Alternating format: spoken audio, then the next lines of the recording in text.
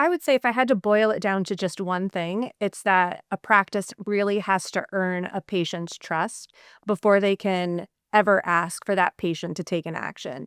And what I mean by that is that people aren't casually shopping for healthcare. They're typically scared or they're overwhelmed or they're trying to solve a problem that they really don't have a lot of information about. And if your marketing just jumps straight to book an appointment without ever answering the question, how can I help you? How can I support you? Or why you can trust me with your care, you'll hit a wall. And so, from a practical standpoint, what I think all practices really need to do in terms of their digital presence is they really need to do three things well. And the first thing is educate, don't just promote. Provide some clear explanations for why a patient should come to your practice, how you can help them, what the expectations and the outcomes are going to be. The second thing is to really humanize your practice, put your clinicians front and center, share those patient stories. That adds real value and also allows a patient to see what you can bring to them. And then the last thing is remove that friction, make it so super easy. Healthcare is notoriously very difficult to navigate. And when you get rid of that friction and you give them easy to follow steps, make the information easy to follow, and there's no guesswork, they'll easily look to you for additional help. Hello, everyone, and welcome back to Scaling Practice Management, the show where we help practice managers grow smarter, not harder. My name is Jakub. I'm the head of marketing at Talkie AI, where we help medical practices stop the phone from ringing off the hook and unburden their front desk team with our AI medical front desk agents. And we're already helping over 300,000 patients every month. And my guest for today is Jennifer Knowlton. Jennifer, welcome to the show. Thank you. Thank you so much. So good to have you here. Jennifer is a marketing leader with over 20 years of experience in healthcare and association marketing. She's currently director of digital marketing at the Care Team, an organization providing in-home hospice care. Jennifer's work, your work, has been recognized by the Healthcare Advertising Awards and the Hospital Marketing National Conference. And I'm very excited to welcome you to the show today. How are you feeling? How's everything going? I'm so excited to be here. I can't wait to talk about marketing and how practices can really grow. I'm thinking of our origin story here. I guess we just bumped into each other on LinkedIn, kind of in the healthcare circles. I talk about marketing, you talk about marketing. It was a natural fit for our conversation. So I'm really glad that you agreed to be on the show today. Yeah, I'm very excited. All right. Well, first of all, before we launch into everything else, I know this is part of your bio, but could you say a couple words more about the awards that you won? Healthcare Advertising Awards, Hospital Marketing National Conference. What was that about? What was that for? If you could share that story. In 2015, I was hired to be the marketing director for Stone Springs Hospital Center, which was a new hospital that HCA was building out in Loudoun County, Virginia. And we were standing up a fully new 124-bed hospital that had all the service lines that you can think of. So everything from labor and delivery to orthopedic surgery and so on. And I submitted for Stone Springs Hospital a few of the marketing campaigns that I launched for that facility. One was specific to labor and delivery. Another was really around women's health and how they put themselves last when it comes to taking care of themselves with healthcare. And then the other, I believe, was for orthopedic surgery. So very exciting to be recognized by some peers for the messaging that we were able to put together. Okay. How did that work? Was there a ceremony for the awards? Actually, no. I received an email. I submitted our pieces online, and then I received an email, I guess, a few weeks later saying that my different pieces had won in different categories, specifically for hospitals who are under 200 beds, so for a smaller hospital size, which was just really exciting. Then I received the actual awards in the mail, and that was also pretty cool. I can imagine that was a fun moment, and that's part of why I wanted to ask about it, get a little bit more context here. Thank you for sharing that. Speaking of fun, what we typically do on the show, as you might know, you mentioned you listened to some of our previous episodes, is before we launch into everything else related to healthcare, to practice management, today we're probably going to be talking about healthcare marketing too. On the personal side, I wanted to ask you, Jennifer, well, the typical question, as you know, is what is the most fun thing you've done this year thus far, or maybe last year, or something that you just typically do for fun in your spare time? What's in there that we probably don't know about? Well, it hasn't happened yet, but I'm planning to go up to Pennsylvania in the next couple of weeks to meet my new niece. My sister just had a new baby, so I'm very excited to go meet her. Her name is Isla. She's adorable, so that'll be exciting to go meet her. Is that the first in their family, the first baby, or? It's actually her third. So I have a 7-year-old niece, and a 4-year-old niece, and now Isla, who was just born on February 13th. So she's gonna be the youngest, and now the one that used to be the youngest is now the middle. Okay, I see. That whole dynamic is now forming. That's really great to share that. Other than family time, is there anything else that you do kind of outside of work? We love to travel. My husband and I love to travel. We've planned a trip to Yosemite National Park in May. Last year we went to Spain and Morocco, and that was delightful. And that was towards the end of the year, like around October, and it was just wonderful. I would 100% go back. Okay, well, I'll bite before we move on to anything else. What was the favorite memory from that trip? Probably the 24 hours that we spent in Morocco. I tried their mint tea for the first time, and it's very, very sweet, but it's delicious, and I was hooked. So I ended up bringing back some mint tea so I could continue to enjoy that for a little bit longer. Okay, Moroccan mint tea. I've never heard of that in my life, but that's part of why I asked the question. It's selfish. I've got like a whole list, or at least a mental one, right, of different experiences that people mentioned on this podcast, on my previous podcast as well, answering this question, and I'm gonna try some of those. A Moroccan mint tea. I'm adding that to the list. It's delicious. Thank you. And speaking of adding things to a list, as you know, on this show, we have a running list of tips for managing healthcare practices, and I would love to hear your answer as well. The typical classical must ask, always gets asked question of the show. Jennifer, what is your number one tip for successfully growing a healthcare practice? Let's dig into it. I would say if I had to boil it down to just one thing, it's that a practice really has to earn a patient's trust before they can ever ask for that patient to take an action. And what I mean by that is that people aren't casually shopping for healthcare.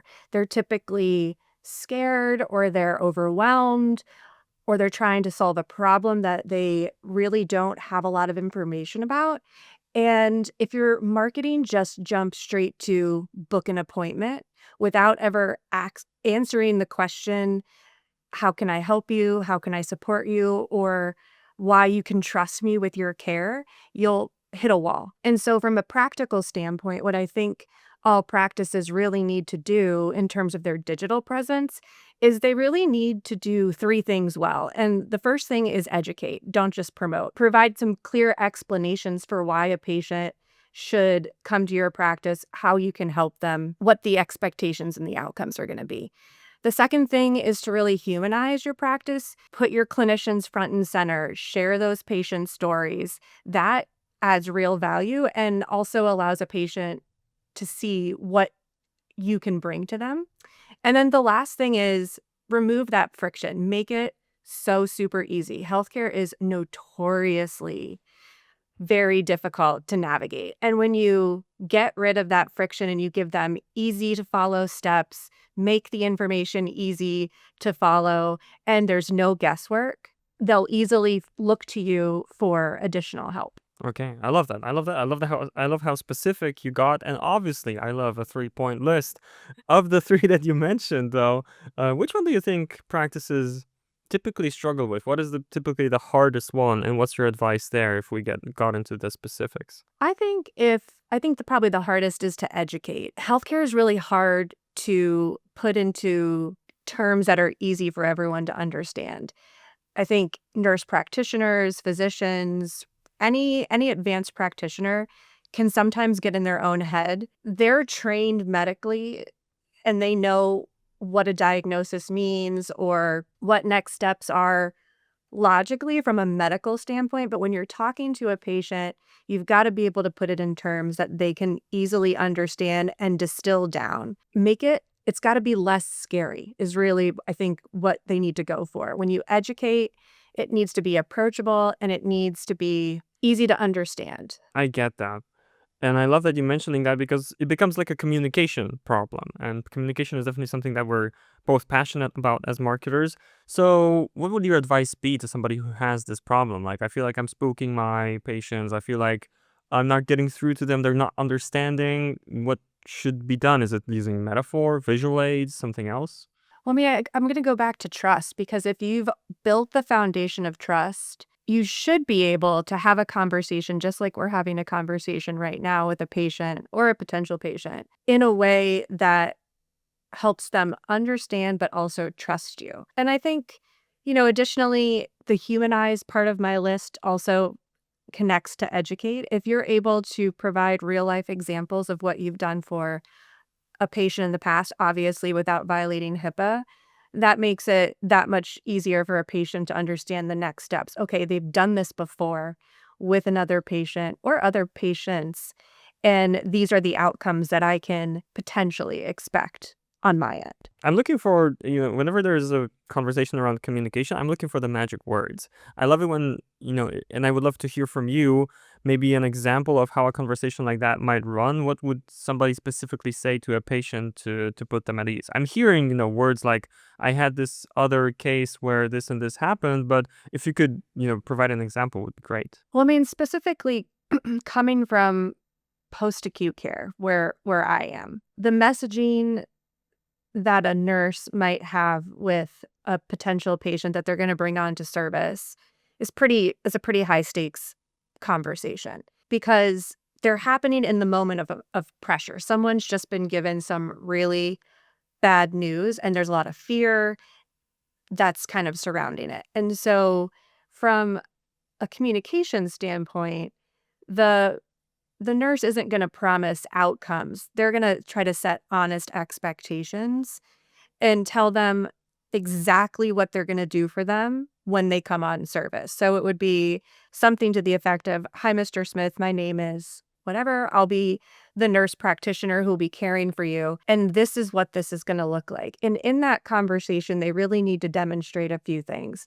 One is competence, that they understand that the patient's diagnosis, because everyone's diagnosis is different, compassion that they've been diagnosed with this issue, and then that they can provide consistency and care for that diagnosis that they've just received. Because what you're really wanting them to do is understand that they can rely on you, not only for the care, but also for clear, honest communication about how you're progressing in this diagnosis. I understand. And of course, that's, gonna be part of what we'll be covering today.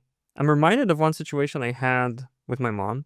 So my mom fought and beat breast cancer.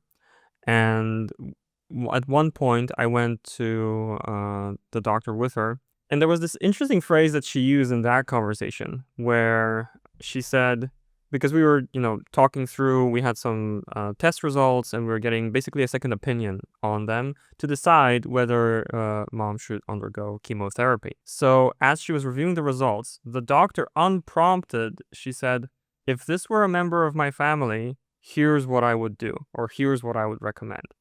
That phrase really stuck with me because I have a feeling like she got that question often. Like, okay, aside from the clinical assessment, what would you do if this was somebody you cared about, right? And I feel like that's also one of the phrases that might be used in such a situation. Does that track in any way with your experience? Yeah, and I think that that's how the provider can show compassion by saying something along those lines. If this were my family member, if this were my sister, this is what I would recommend. Because then that gives the patient the knowledge that there's a level of risk involved, right? And so when they're saying, "I would do this for my loved one," that shows that they're willing to take that risk for their loved one, not just for that patient. Yeah, it's like you mentioned, it's like the humanized part of the framework that you shared here. Okay, well, I suppose I'm glad I had a piece to contribute here of my own. And if my mom is listening to the podcast, shout out to you, Mom. I don't think that's necessarily likely, but hey, it's always good. It's always good to give that shout. Anyway, Thank you for answering the number one tip question and for elaborating on that part. And definitely that connects to the main subject of our conversation today, right? Because we connected both as marketers. You're in this very interesting slice of this industry, post-acute care. So we want to go there. I want to go there with you and ask some questions. But first, let's talk about healthcare marketing in general. You talk even on your LinkedIn profile and in our previous conversations, this came up about the challenges of healthcare marketing in general. So for somebody who's running a practice, sometimes they're in charge of their own marketing. Sometimes maybe they have a person who's responsible for that and they're having conversations. Could you just high level, let's start by, introducing some of the challenges that are here before we try to maybe knock them down with some advice? Sure. So, one of the biggest challenges in healthcare is balancing compliance with the HIPAA regulations and your patient acquisition goals. I'm sure every practice has a desire to grow and to bring in new patients. And the real challenge is doing that while constrained by HIPAA guidelines. And, on the one hand, you're expected to grow, you have to prove your ROI. But on the other hand, the information that you would typically use to market to patients is the data that you're often not allowed to use. So that means you have to get a little bit more creative in terms of designing marketing strategies that not only respect privacy, but also performance. So this is again where the trust building comes in, using education and what I like to call high intent signals instead of tracking to really help you target those specific patients. And so growth is still possible. It's just a little bit more manual. It requires some more alignment with your clinical and your compliance teams and probably some patience because healthcare isn't like retail. The funnel is not straight. The line isn't straight. You may not get somebody to come back to you for a few months after they initially see a piece of your marketing. Yeah, yeah. I always say that you need to have a way to keep people in your orbit in a way before they become ready to buy. Going back to what you said, you mentioned that for marketing in healthcare, sometimes you need to get creative. What do you mean by that? What kind of tactics come up here?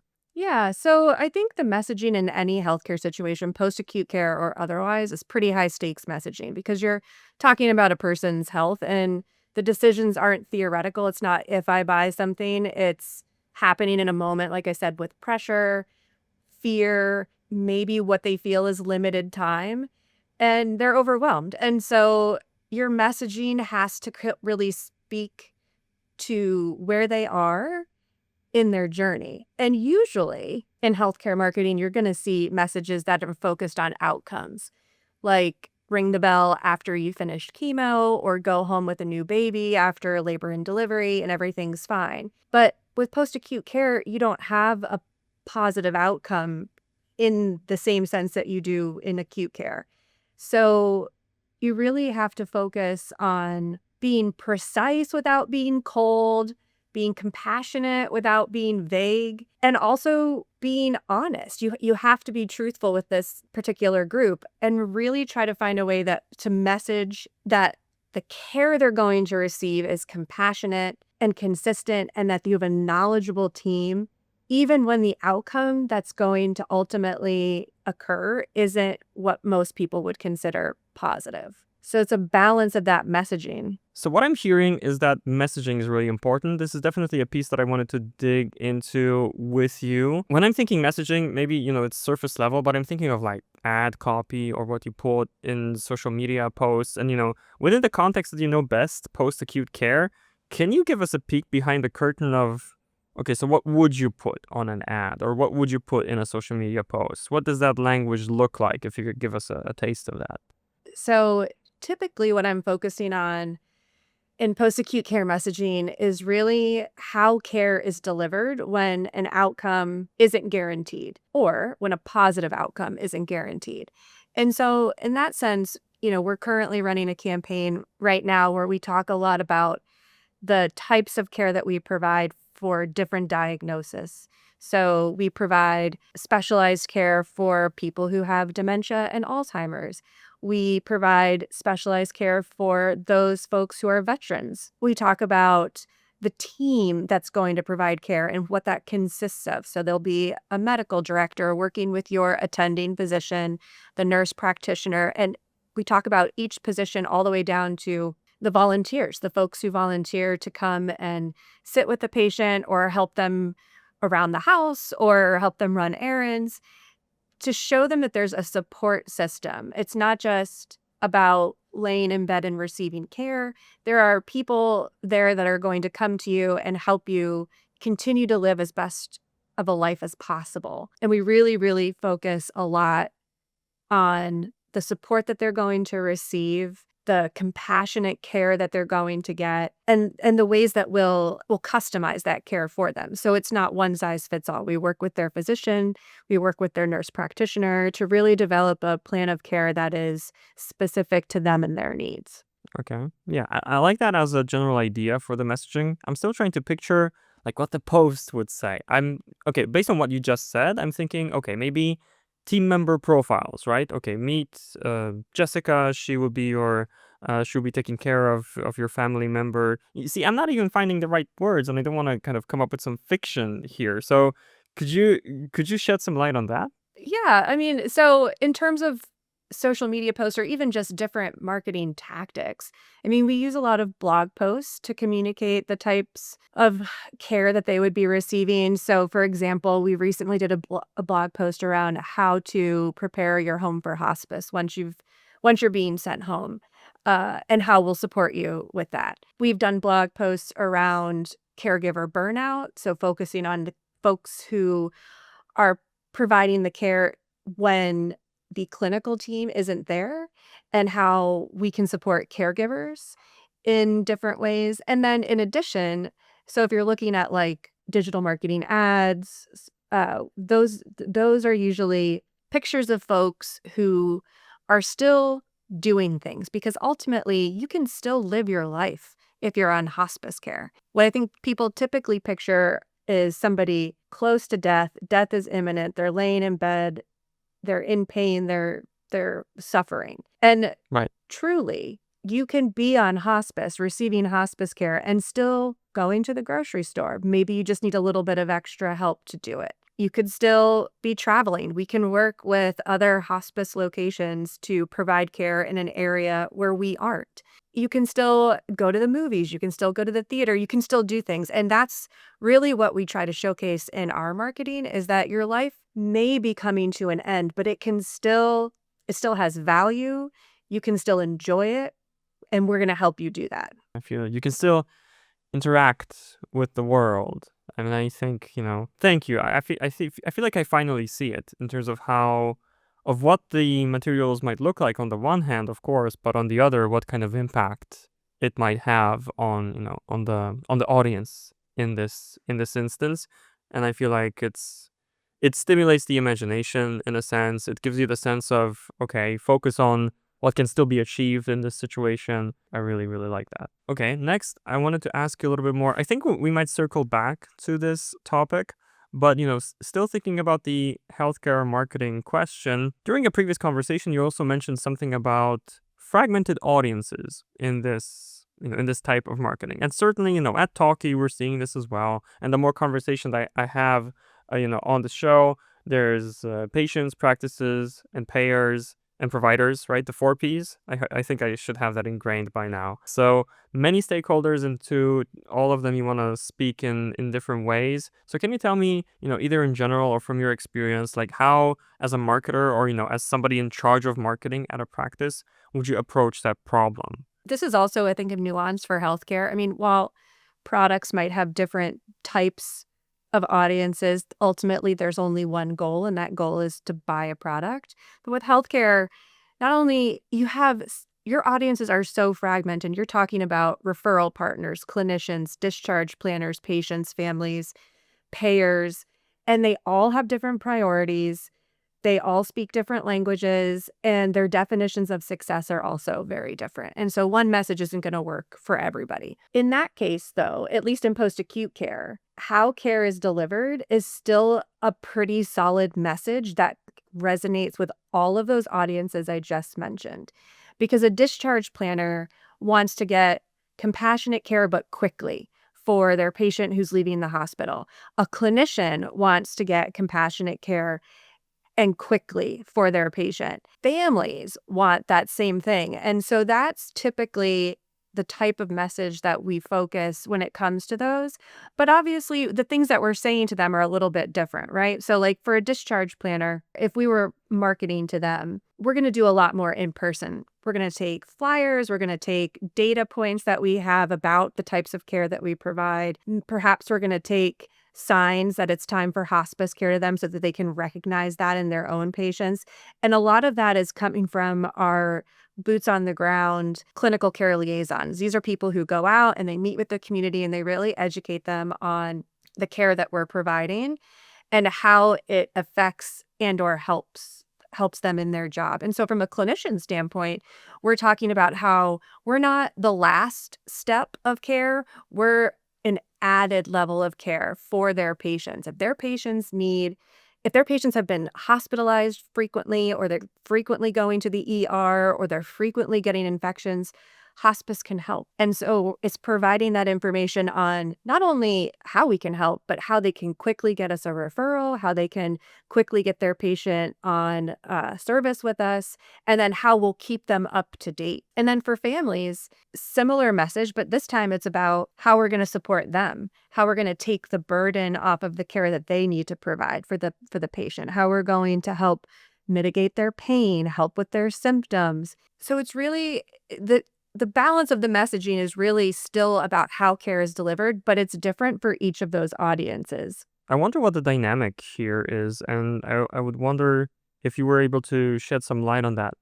How to phrase the question? I'm thinking you mentioned educating the community, going out into the community and educate them about the decisions that they're making, about the options that are available here. So if you were to talk about, a message that you wish more people would hear about, hospice, about post-acute care, I'm thinking, there's on the one hand, there's this decision of putting my loved one in the hands of an organization, and then on the other, there's of course the process of like taking them, as I assume, back home. So, but even for the first, what I'm trying to land at is, what would you say the community needs to hear the most about this area of healthcare? I would say that it is a added level of support. And the sooner you start looking into it, the better off you'll be. I think a lot of people think that this is meant for your final days. And oftentimes, when somebody comes to us seeking hospice care, they're very close to passing. And if we're able to bring them on service quickly, we can really help manage those symptoms and the pain that they may be feeling. But the sooner they start care with us, the more time they may have with their loved ones. And so, what I would say is that clinicians need to be willing to have those hard conversations with their patients. But I think sometimes it's hard for physicians to have those conversations. And so that's where hospice can come in, and we can help provide talking points to help them discuss this with their patients. And the sooner that we can be a part of their care team, the more likely they are to feel relief.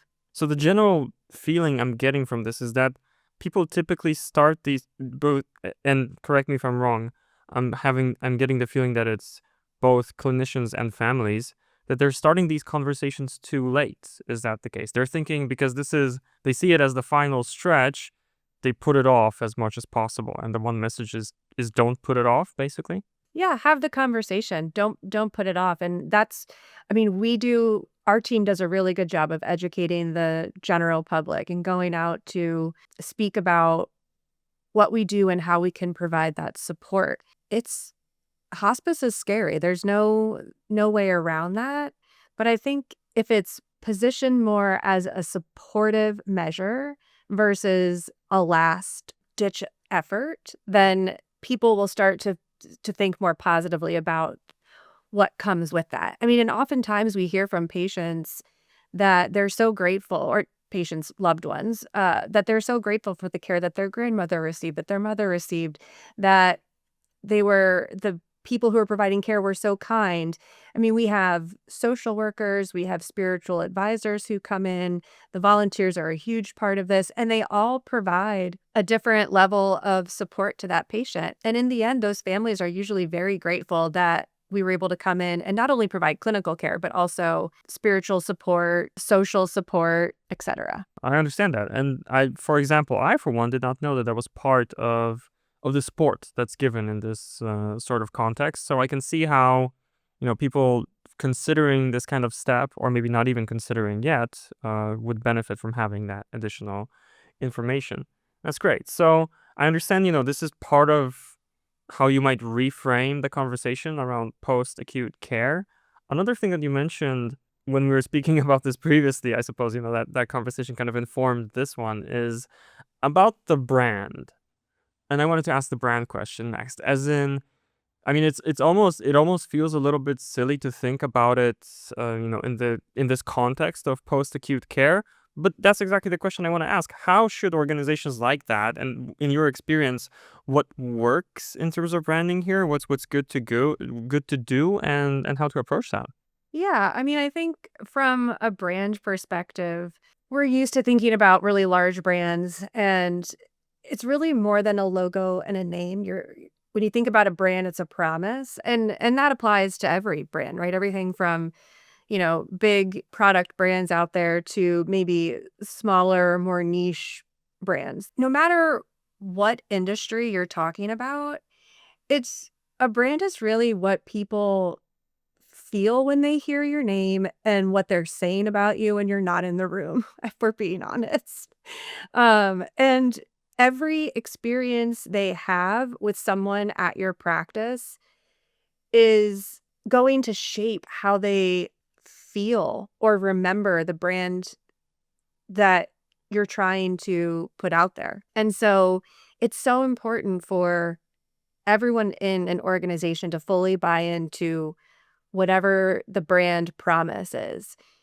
If they don't, one bad interaction with a patient has with a person, could really have a negative impact. So that's really interesting. And you mentioned that because I feel like there are people in the practice that are more aware of the impact they're having in those conversations, and then those that might be less aware. So can you share some examples of how far does that extend? Kind of the types of people, the types of team members that are actually influencing the way the brand is perceived, and they might not even know it?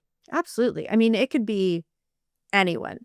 So from a practice perspective, there's obviously we know who the front-facing folks are. You've got your front desk folks, you've got your doctors, your NPs, et cetera. But let's just say you happen to work in billing and somebody calls and they're stressed or upset about a bill that they don't feel they owe or that they can't pay.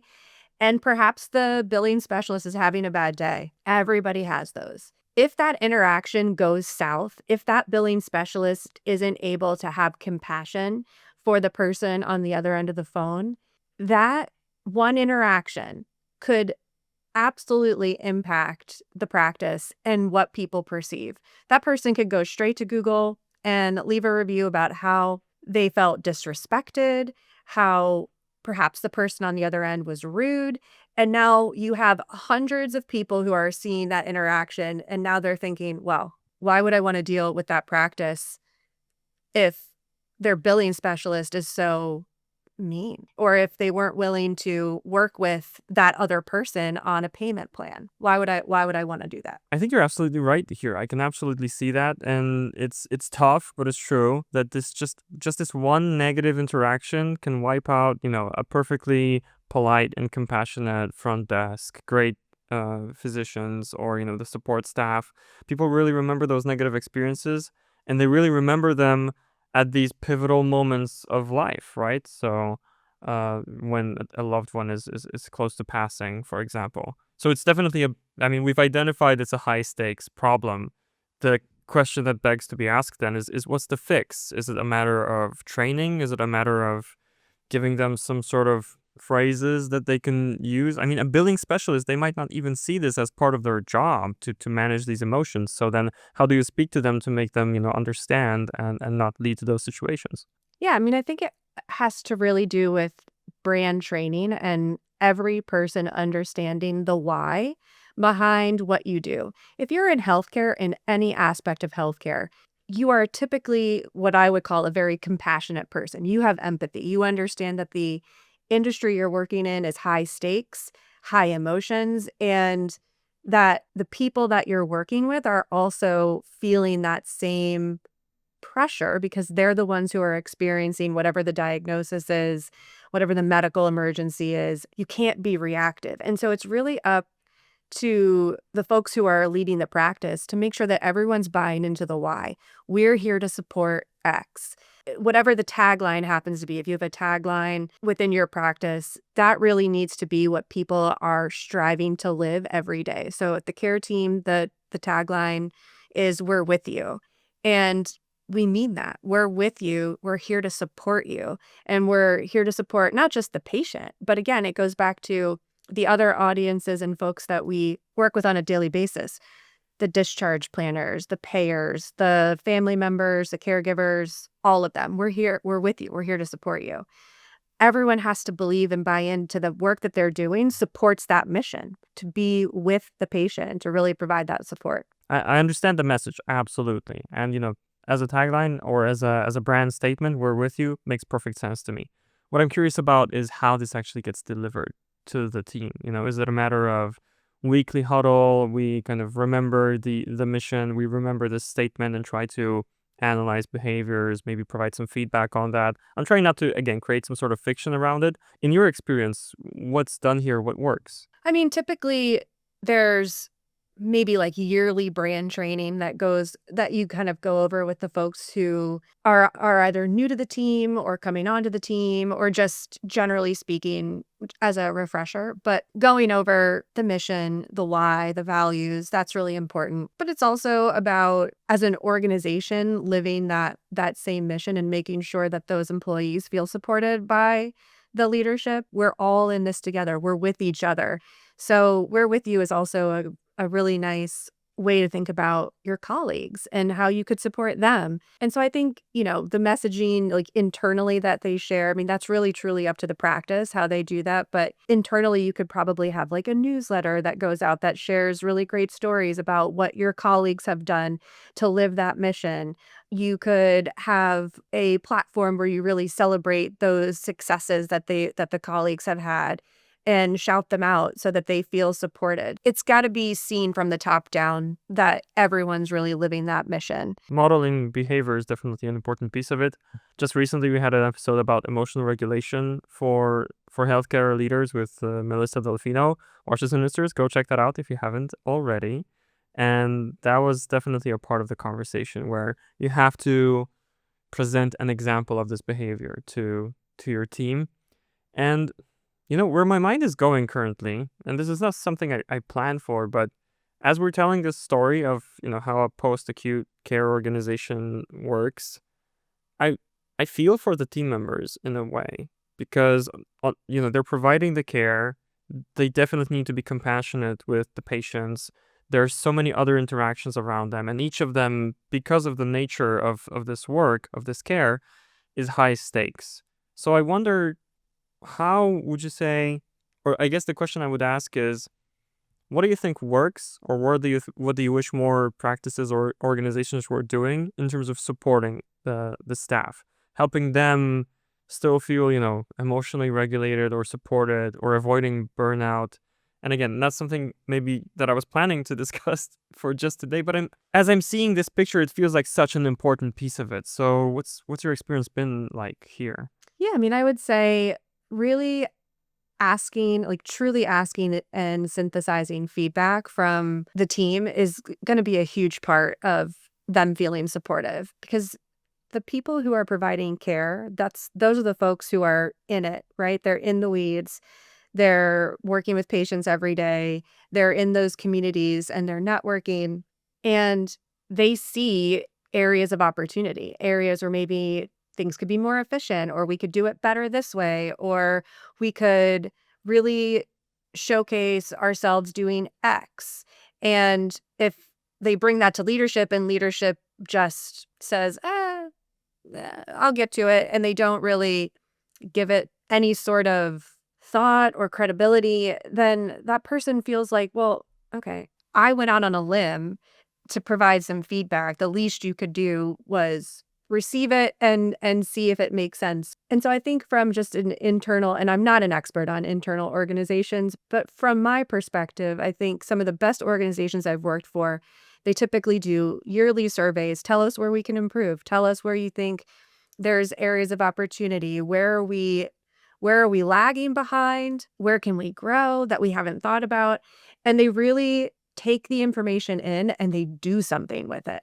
And I think another way to make those folks feel supported internally, one of the best things an HR person ever did at an organization I worked at was to ask everybody how they like to be recognized. Because some people don't want to be recognized publicly. They don't want a big shout out. They don't want the CEO to send an email. Maybe they just want like a thank you, you did a great job sort of situation, or they prefer a card, whatever. Truly asking and then following whatever they've said that their way of being recognized is most appropriate for them is also a huge way to do it. I think most people think folks want to be shouted out. And for me, that is my nightmare. I don't want that. I, I'd much rather someone send me a quick email that says, hey, thanks for helping me do X. I really appreciate it. Or send me a handwritten card or send me an email. For example, I put together backgrounds for Zoom for the team. And I think there were a few people who sent me an email, but I got an email from the chief people officer.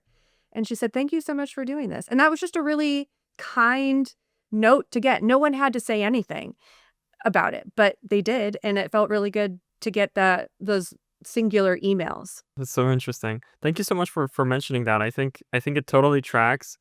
And now I'm thinking about two things. Well, first of all, I'm thinking about the beginning of our conversation about the award you got in the mail, and it was not a big ceremony.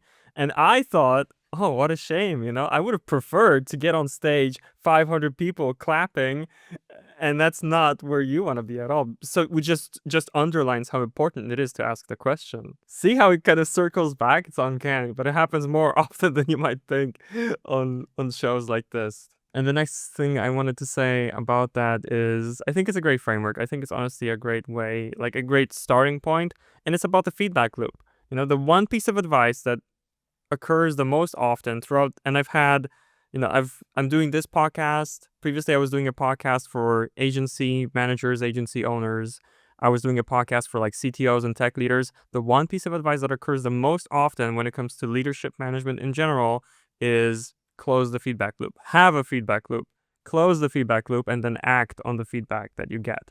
That's the one, through line that's been the most consistent, and it showing up here as well is important, and I think it's good to echo that sentiment. Our time today is drawing to a close, unfortunately, but I wanted to ask you, while we still have a couple minutes here, while you're still having this, platform of being on the podcast, is there anything else that you would like to say to either the broader healthcare community, maybe something to practice managers, specifically in post-acute care, something that they should remember, or maybe something that they should start doing or stop doing that you would like to share with them before we close out? Well, I would just say marketing isn't one size fits all. When you think about your messaging, think about the different people that you're reaching and really try to customize that as much as possible.